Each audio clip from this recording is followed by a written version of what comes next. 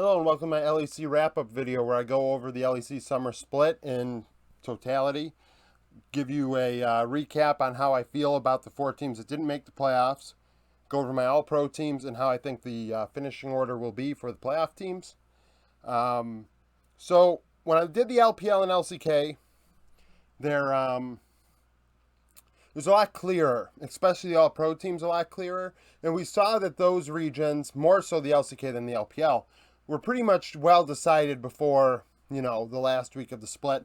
LPL, there was a little bit of drama with Thunder Talk and Anyone's Legend and FPX and OMG, BLG as well.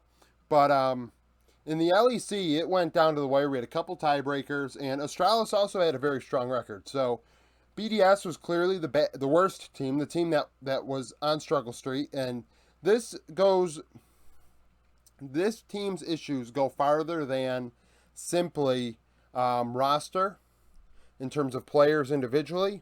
I think that this is a coaching GM issue, ownership issue. I know it's your first split in the LEC, but you've been in the LFL for a long time, so you should have a good idea of how to form a team, right?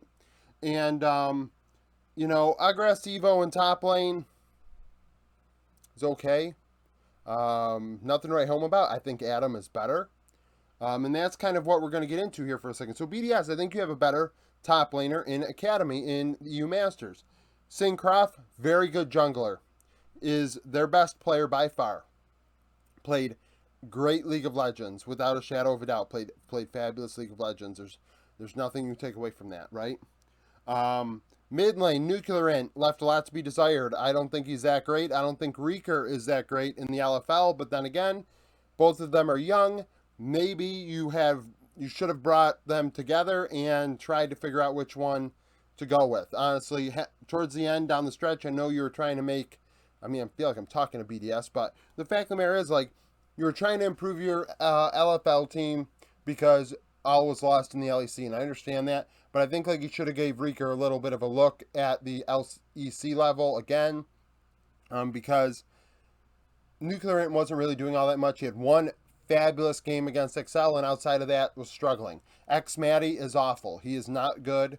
By far the worst AD carry in the LEC. It's not close. Crown Shot should have been the AD carry. So the thing is, you have players in top and in AD carry in the LFL that should have been starting for BDS. That's why I say it's a GM or coaching issue. And not even that. You clearly can see talent. You just don't know where the hell to put it. At support, Erdate was good at support. Very good. Honestly, in all 100% honesty, statistically, he was the third-rated support this split. Statistically. Which is pretty incredible on a team that sucked, right? We saw Limit on that team, and it didn't change anything. Limit's not that great, and I understand Erdate was brought back to the LFL to help Crowny, to help that team get in the playoffs, do whatever. I understand that. But Crowny and Erdate, if they had started the split, I think this team is better. I don't think it's going to the playoffs, but it's better. And, that's kind of the deal here. I think that you have something, but you don't know how to use it. And I'm not blaming Grabs. Grabs clearly was a good coach with G2. It's just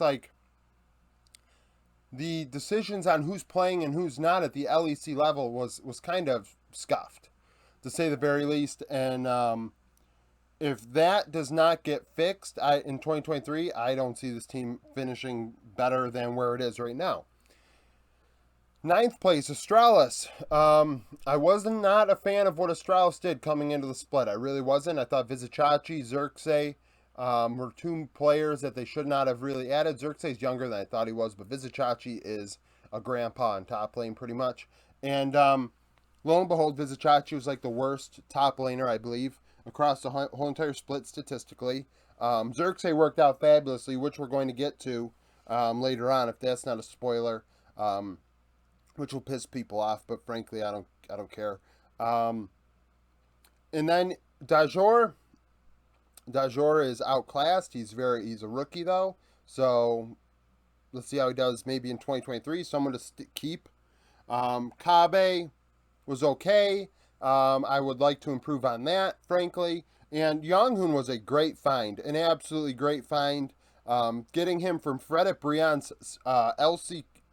their CK team. He didn't even play in spring anywhere in the world, and comes in summer and does a fabulous job. I mean, some games were 1v9 with Jong-hoon, which is really incredible because honestly, I thought he was a nobody. I think a lot of people thought he was a nobody, and I was wrong. He clearly belongs in the conversation. This meta, he was able to dominate in good picks, um, you know, and they had a good record. It went down to the final weekend, and that's something Astralis hadn't had for a couple of years, so better than I thought. I think you stick with Xerxes, Dajor, and Young-hoon, and you look for a top laner and AD carry. Definitely a top laner, though. There are so many EU Master teams, I really have no idea why they do not try and take an EU Masters, a better top laner. I don't understand it. I have to imagine an LEC team pays better than an EU Masters team, but maybe not. I know Astralis doesn't have goodwill with their record or pedigree or nothing, and apparently they might sell their team and sell their slot. But like, if you sell your slot, good. I was gonna say good riddance, but it's not good riddance. It's just like, good luck. You really didn't do much anytime you were in. You didn't even make playoffs ever. So that's the thing. 8th place SK, better than I thought they'd be. Top lane with, Gen X.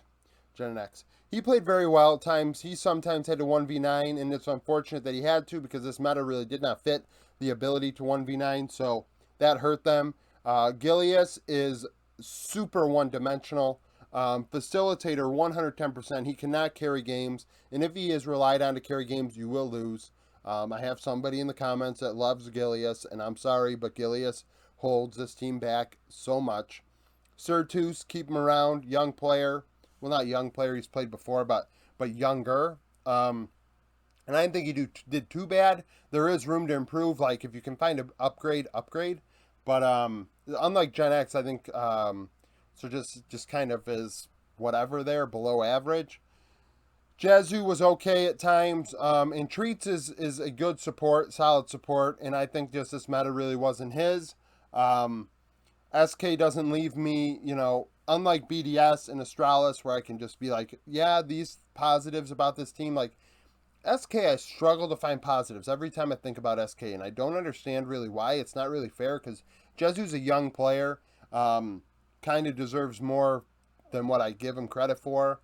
Gen X, very good top laner, I should give him more credit, but they have work to do, I think. I think they really do. I think they need to find a jungler that can get the job done. Shlatan got sent down. Go get Shlatan from Heretics.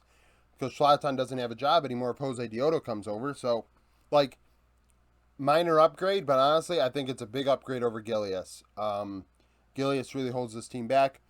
Vitality, biggest disappointment in the world this past split. Biggest disappointment of the year. The amount of money they invested into this roster was an all-star roster, and they could not get anything done. 2023 will be brighter with Bo and Jungle. I know that for a fact. Bo, it looks like he is a world-class jungler. Very carry-oriented, which, depending on the meta, I honestly don't think this past meta would have fit him very well. I feel like a lot of people would disagree with that, but if you look at the champions that he plays in solo queue versus the champions that teams are forced to play right now, you would have to completely change the, team composition. And Alfari simply doesn't do that. We saw his Ornn game this past weekend. We see when he plays tanks, it just doesn't seem like he's got it. He cannot do that. He is 100% a carry top laner. And because of that, that limits what you can do. And that's just, to be frank, that limits what you can do. Now, with Bo, is the team better, even if you didn't have something that made sense to comp? Probably. But Vitality has something to look forward to in 2023 with Bo. Pretty much what I'm trying to get at. Perks, obviously, first time he's not going to Worlds or something. Very good player, world class, Hall of Famer. Karzi, the bot lane was not good. Clearly Sivir, Zeri, and Kalista is not Karzi's MO, and it just did not work. It really didn't. Under 20% kill share, I believe, at some points this split. Like, just really, really not a carry at all. Really, just not even it wasn't even a carry. Lebrov really was kind of average too. Vitality, it's puzzling because the amount of money they spent in solo lanes, but the bot lane really, really stunk. I think we saw with Mad Lions that maybe it was Kaiser more so than it was Karzi, because now, I mean, Unforgiven, a rookie, is doing just fine, and Karzi is not, so maybe Kaiser had a lot to do with that success. We're seeing Comp have success, but Lebrov not really have success, right? And they were together. So is it just kind of a situation where Karzi and Lebrov don't fit? Do they need to go get another support? Do they need to get a different AD carry? Maybe both. That's something to look at. And also tell Alfari, hey, you need to straighten out the champion pool. You want to be paid big money, you got to be able to do big things and do whatever it takes. And right now, Vitality doesn't seem to want to do that, and their players don't seem to want to do that, and that is why they are in 7th, and they did not go to the playoffs. They had 5 games to get it done, and they could not get it done. Like, if that's not crazy, with the amount of money they're paying those players, you'd think they would have gotten the job done. So that's it for covering those 4 teams. Now, to preface this, with the LEC All-Star teams, these are going to piss a lot of people off. I believe stats play a big role in what a player did. I've watched all their games, so there is a little bit of that going into this, a lot of that going into this. But when I look at the stats, just for reference, with the LCK and LPL, it actually made sense.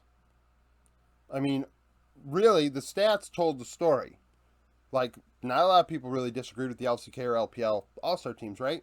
So, when I do the LEC in a similar fashion, it's going to shock some people, but at the same time, you have to understand that, look at the stats. Go on gamesoflegend.gg and look at the stats.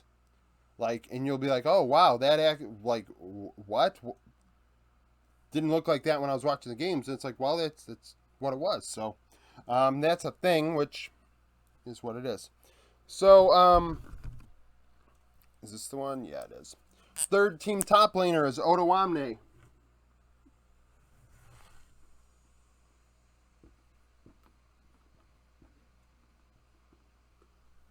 Otawamne from Rogue can play everything.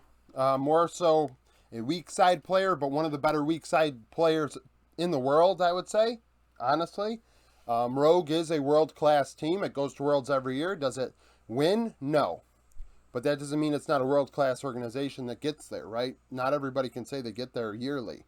And Odo has a lot to do with that because he can play weak side very well. He can play carries when he has to. Just a world-class player that fits what you need to have a really good team. That's the reason why Rogue was successful. And statistically, he did not hurt the team and only helped the team, and that is a big deal. Jungle, 3rd place, we have, I was going to put somebody else, but I'm not. I'm gonna swap some things. 3rd place, we have Xerxes.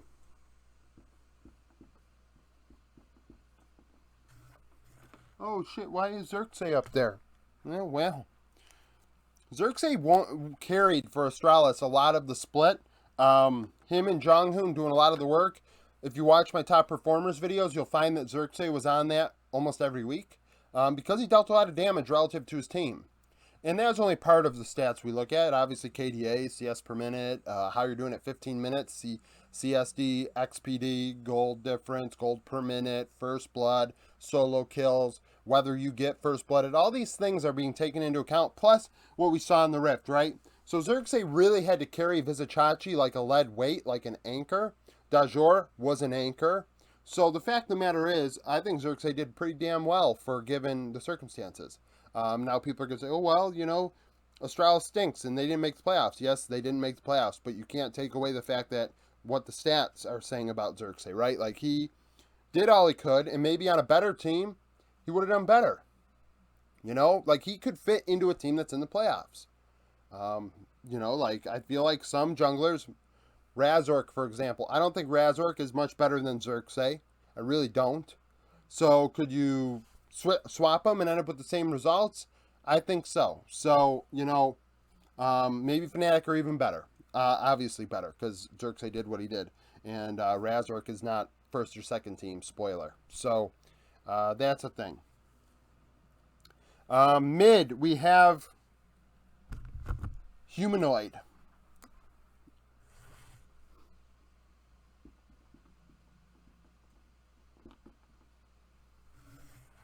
For large portions of the split, he did work.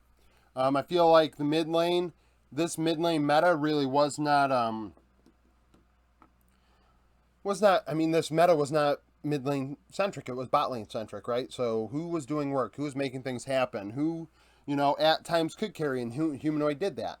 When the team was struggling, Humanoid was one of the players that wasn't, hurting them so much.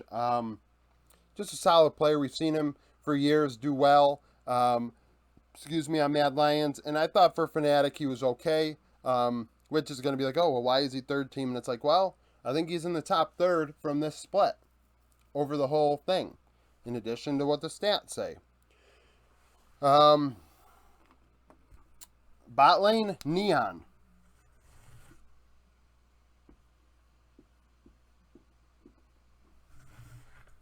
Down the stretch, Misfits did really well because of Ethio, right? So the last handful of games, last 3 weeks, we'll say, right?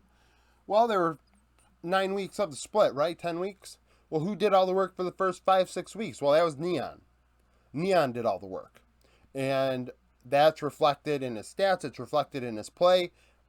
Down the stretch, he had a couple great games where the team needed wins, and he produced them. Against his opponents, he did very well. Neon did much better than people think he would have. Think that he did. I just think he's a good player. He's a good player. I think Misfit's a good team.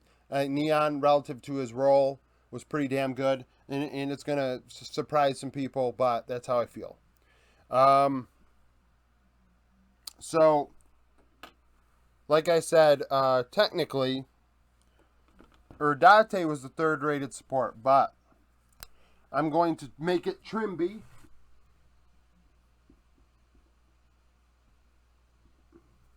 Due to the fact that Urdate did not play all the games. Honestly, thinking about it, oh no, because Unforgiven is a rookie. So I'm not going to make Urdate Rookie of the Year or nothing, but I think he'd be Rookie Support of the Year, but I don't think there's, Mursa. I think Urdate is better than Mursa. So, Trimby, very good. Really kept comp alive in the early parts of the split, and down the stretch, kept comp alive when he was 1v9ing for the team for those last couple weeks.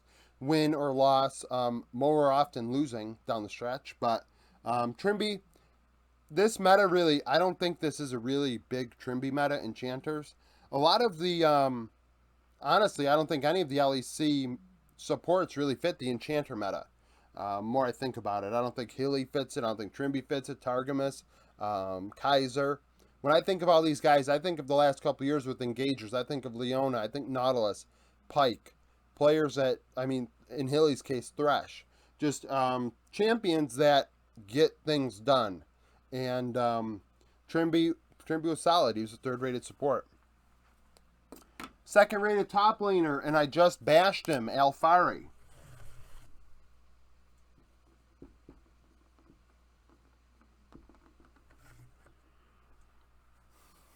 Very good. Carries, on the carries, he did very well. It was just those tank games he couldn't get done, and that hurt the team. But that didn't mean he didn't win his matchup more often than not. He was ahead of his opposition in laning phase almost every game. So individually, 1v1, got to respect that, right? We're watching it, and he's like, oh, well, he's ahead. Well, that's because he's picking the champions he is. But at the same time, it's not like he was failing on those champions. Just in the mid to late game, those champions don't get the job done. So mechanically, laning-wise, Alfari gets the nod as second team top laner due to those facts. In jungle, we have Marcoon.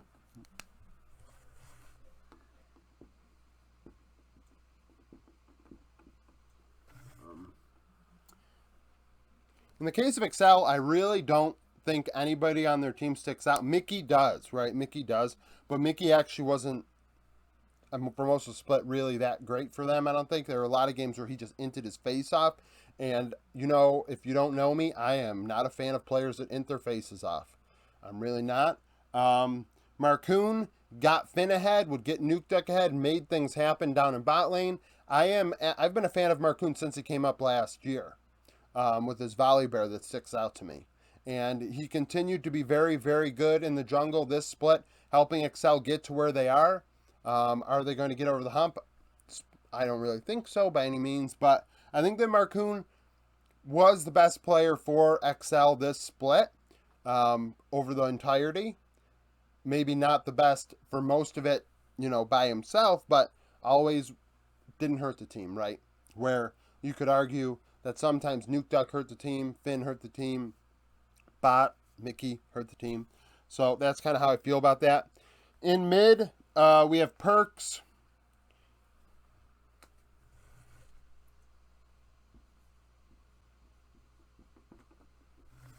Kind of goes back to what I said, right? The solo lanes are fine for Vitality. When they were winning and doing very well, it was Perks doing the work. Perks 1v9ing, working his ass off, trying to get the job done. It just, in the end, the bot lane was just a lead weight that they could not carry. And, you know, Perks maybe in those tiebreaker games, he stepped out, he screwed up and this and that. And, okay, but we have 18 other games to look at. You can't just look at one game to decide, you know, an all-pro team or something. So, over the entirety, Perks played up to snuff in a meta that really didn't allow mid laners to flourish outside of an Ari pick, Talia at times, but not many teams actually really utilized Talia all that much. As if you missed my video yesterday going over patch 12.15, Talia was nerfed. Not every team really were nerfed by that patch because Talia wasn't relied upon as much as we think when you look at actually when it was picked and when it wasn't. So, second rated bot laner is Unforgiven.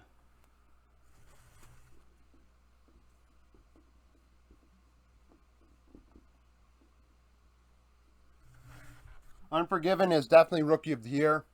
Down the stretch, dealt a ton of damage. I was constantly having to argue with people in comments because they said, why do you have him as the top performer and not Upset? Why do you have him as the star of the day and not Upset? Well, the fact is, he was doing the damn damage, and the damn damage matters more to me than the last hit.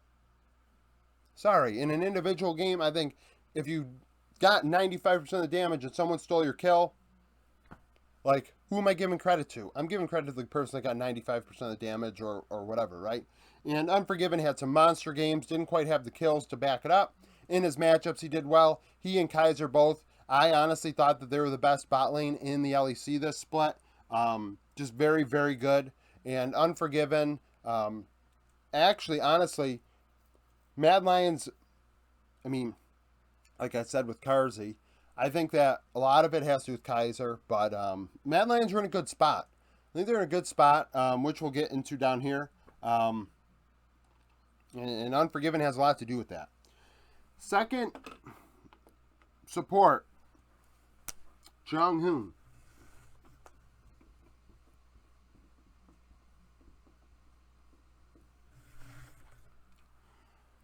Jung-hoon made a lot of things happen that other supports were not. He tried to carry the game. His Pyke was nasty. His Bard was nasty. He was just a really, really pleasant surprise. Probably second in my rookie voting behind Unforgiven. Or Date. I didn't actually, I completely forgot of Jung-hoon. Jung-hoon beats ya. After I just talked about Jung-hoon, I forgot about Jung-hoon, which is something, right? The fact of the matter is, that's just the case. Like, you saw his Pyke plays, you saw his Bard plays, he's stuck next to Kabe. When you think about, oh, well, this support should be over him, who are they next to? Oh, well, they're a lot better than Kabe, aren't they? So, how much are they playing a role into it? How much is the team around them playing a role into it, right? Like I said with Xerxes. Xerxes is dragging Vizicachi across the line trying to get into playoffs, right? Like, you have to take these things into account. How important was this player to their team? You know, how good is this player? How good did they actually perform relative to the team, relative to the situation they were in? And Jung Hoon played fabulous. He really did. I don't think a lot of people can talk trash about Jung Hoon. I really don't, given how well he did in the circumstance he was in. First team top laner is BB, Broken Blade.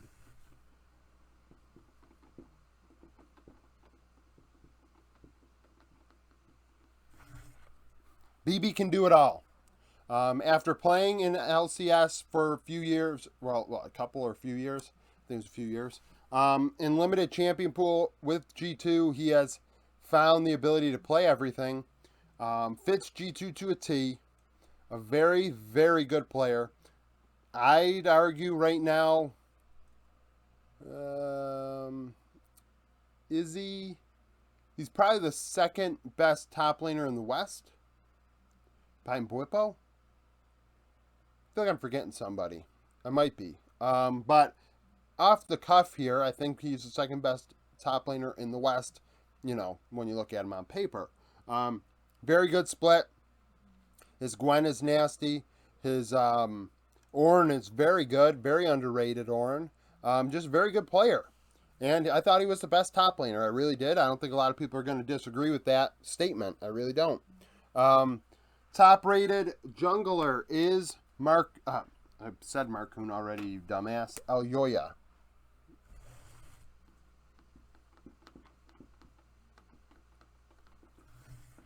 Elyoya is really establishing himself to me as one of the better junglers. Like maybe top 15 in the world, top 5 in the West easily. Very, very good. He played this meta to a T. His Wukong was very good. Viego at times, I believe. I don't want to just spew things, but the fact is Wukong really sticks out to me. Elyoya can carry games. He can facilitate. He can do a little bit of everything. Really big role in Mad Lion's success alongside Niski. I really do believe that they are in a good place going forward with the roster they have. I think that he did really well. Top rated mid laner. Now this is where people get shocked. They'll be like, "Oh my God, why don't you have X player up there or other player up there?" I don't.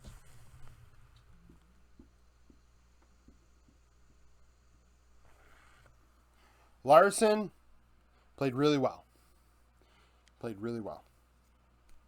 Statistically, the strongest mid laner. Rogue, for a long stretch, played very well, and Larson had a lot to do with that success. Odoamne takes a secondary weak side role. Larson is carrying in mid lane on the Ahri, on Azir and Silas and things like that, and he did well. And then I have to probably say, well, why isn't Vethio on there? Well, we remember for a long time Misfits didn't do the right thing, right? And didn't give Vethio champions to make him succeed. Well, that's why he's not on here. He got screwed. Sorry. Caps, why isn't he on here? Caps had some pop-off plays. But just like Spring, even at the end, they're succeeding. But just like Spring, Caps was nowhere to be found for a long period of time. And in playoffs, if he shows up, he shows up. He does well. Internationally, he does well, just like he did in MSI. So be it. But for the split, I felt like he took a secondary role. He had some outplays on the Silas that stick out to me on the Ahri. But for the overall aggregate, I don't think that he was one of the top rated mid laners. You look at his stats, and they are what they are. He dealt a lot of damage, but everywhere else was kind of meh. So that is what it is. It is what it is. Top rated bot laner is Upset.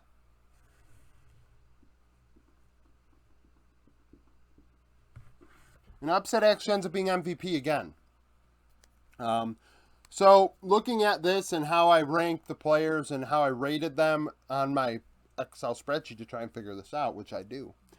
The biggest gap was between Upset and Unforgiven in a given role. And it's surprising because you really think about it. The 80 carry role down the stretch, I was constantly saying between Comp, Unforgiven, Upset, Neon, Jezu, Patrick, they were all playing very well.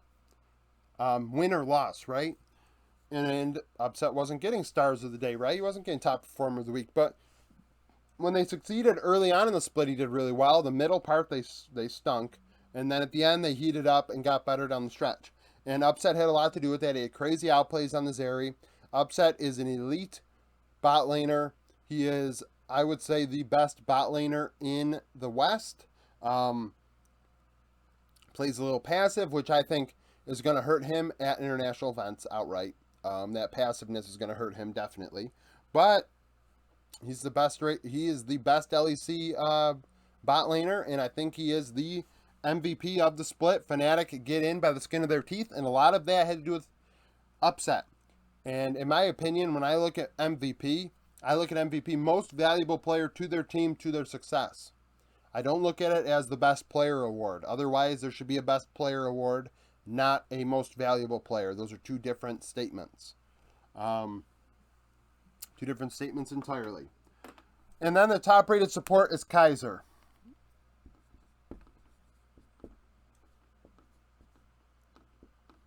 I was just talking him up big time, right? So of course he's there. I think he is what makes Mad Lions go. I think Elyoya and Niski played great.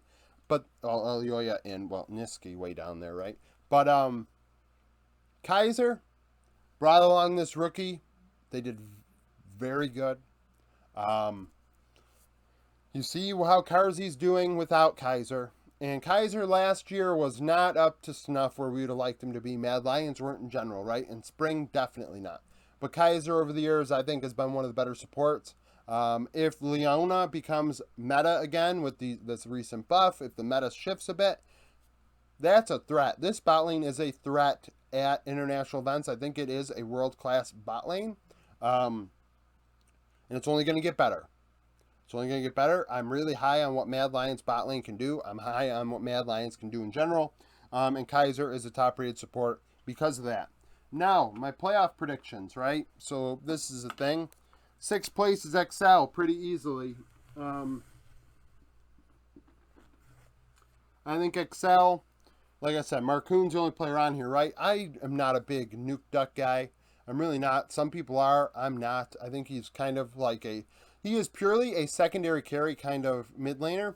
He can pull out some interesting picks and do a little bit of everything, but nothing well, which makes him like average, right? Finn is average. Patrick is average. Mickey is very good when he wants to be, and sometimes he ends. So how far are you going to get with the support and a good jungler and okay everything else? In the playoffs, I don't think you're going to get very far because in 5th place, I have Misfits, which I would love for Misfits to be in the top 4. But I don't have them there. I don't have Misfits in the top 4. It hurts me to say it because I would love that a team going out would go out with a bang, go to Worlds. But soon to be Team Heretics, I'm sorry, Misfits. Top lane is a massive hole. I think Irrelevant played good this past week, but over the split, Irrelevant has been irrelevant. Zandra is very limited. I like what he's doing. I like his charisma. I like what he brings to Misfits. But the thing is, relative to the region, I don't think Zandra's all that good. They have Vethio, and Neon was solid. Very good. And Vethio, at his best, can be very good, and that's what we saw over the last couple weeks. If they can continue to do what they did the last couple weeks, this team is a threat to get into Worlds. But as of right now, I think when you match them up against the other bot lanes and the way they're performing, you know, Misfits bot lane with Neon and Mursa, I don't know. I don't think that in top lane they have a chance. Maybe against Fnatic. I don't think Wonder is really all that right now. But Wonder has experience, can play everything, which gives him an advantage over Irrelevant. So Misfits I have 5th place pretty easily. 4th place I have Rogue.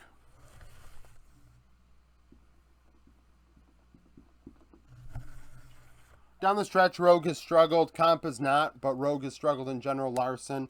Malrung has really not been that great, has he? Big time facilitator and cannot do anything else, and that's really hurting them. That really is. Luckily for him, Misfits and XL have facilitators, and there's not a carry. Like, that's where the Vitality Bo thing comes into play. Like, well, if Bo was in there, he might have gapped Malrung and carried himself. Honest to God, like, Malrung leaves a lot on the table right now, which is unfortunate because in spring he looked really good, but he's definitely dropped off in play. But I think Odo is solid. Larson is solid. This team is good.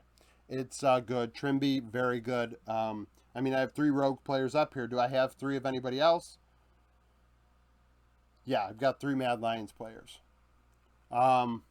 So that's where I have rogue. Third place.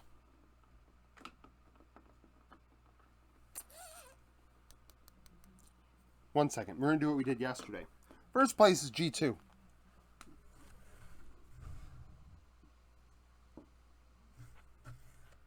I think G2 heated up at the right time, just like they did in spring. They've heated up at the right time. Going into playoffs, they're already locked for Worlds. They are on point now. Are they going to get kind of cute and draft for the rest of the way? I think it is actually possible. But when push comes to shove, I think G2 is the best team. I think they're going to win. It might be a little dramatic at times, but I think they can get it done. Just very good. Yankos is heating up. Caps is heating up. Targamas is getting better. Flackett is kind of just there going with the flow. People like some of his stats, and I think some of his stats are good. But I've said all along, I think Flackett's going for the ride right now. Young player. I think his KSOT points at MSI was good. His Ezreal is good at times as well. But over the aggregate, I think that he kind of goes with the flow.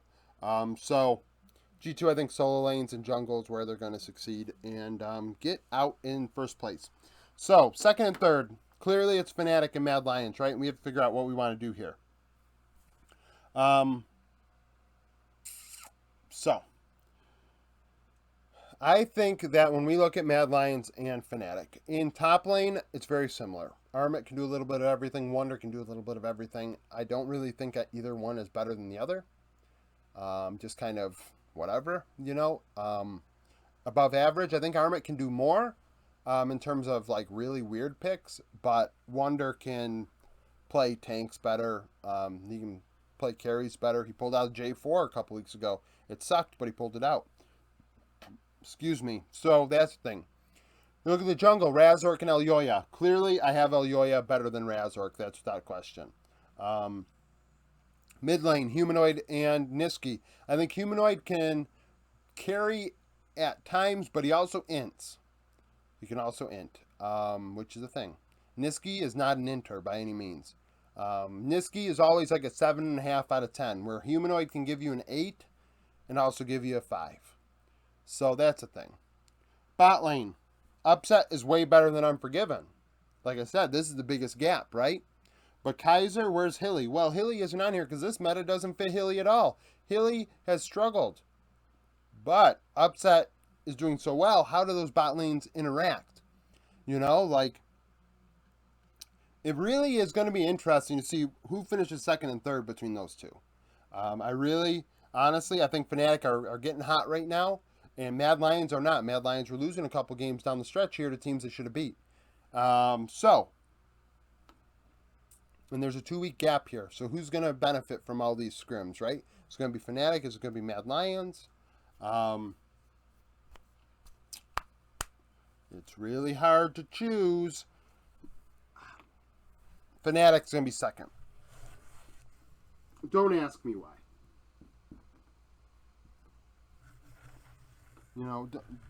Don't ask me why I have them second, because I really don't know what I could tell you.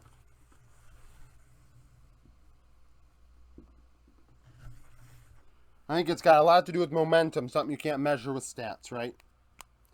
I guess you could measure that with stats. Look at past trends of teams winning, going into playoffs, winning tiebreakers and things like that, coming out of no man's land, how well they usually do. But I think Fnatic have the edge over Mad Lions. I think the bot lane is going to make a big difference. This is a bot lane meta. And you're going to say, well, where's Hilly? I think Upset carries them to where they need to go and finish second place. So that's it for my LEC wrap-up. By this point, maybe a little bit after this, depending on how long I just spew crap right now.